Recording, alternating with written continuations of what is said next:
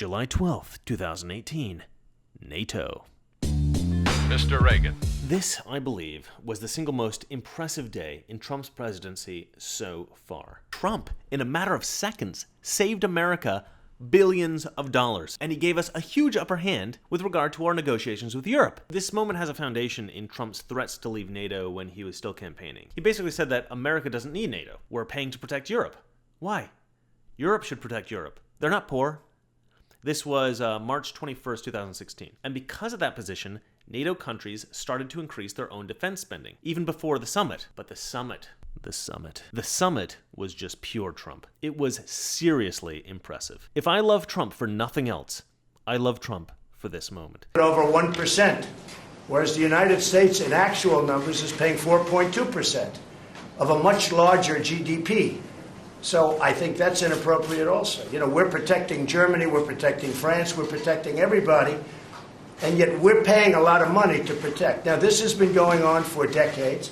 This has been brought up by other presidents, but other presidents never did anything about it because I don't think they understood it or they just didn't want to get involved.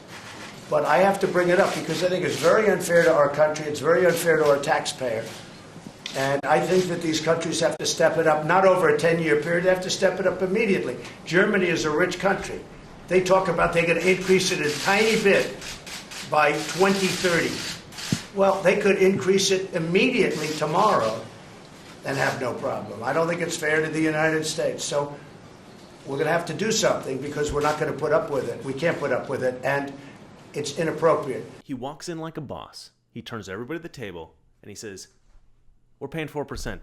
You're all supposed to be paying 2%. But you don't even pay that.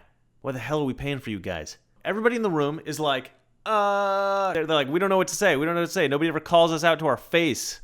Like, this is crazy. Trump drops the mic, walks out again like a boss. What Trump did, it was such a decisive victory. And it took Trump, what, 2 minutes? 2 minutes? Decades of incompetence from other presidents. We send Trump in, 2 minutes, boom, sorted. Amazing. Amazing. And then get this. What does the press say? What does the press say after he leaves? Oh, what? Trump wasn't very nice. He wasn't nice. He wasn't nice. These guys have been stealing from us for years. Come on. Let's get real here. You know, Trump saved us billions of dollars in like 2 minutes, and you're complaining that he wasn't polite about it.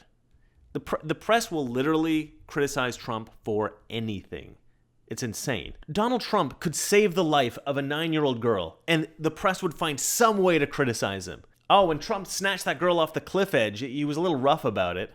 I mean, come on, like, give the guy a break. It was literally the most beautiful negotiation I've ever seen in my entire life, and the press is, like, criticizing him for not being polite.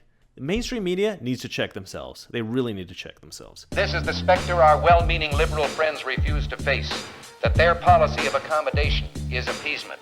If we continue to accommodate, continue to back and retreat, therein lies the road to war. You and I know and do not believe that life is so dear and peace so sweet as to be purchased at the price of chains and slavery.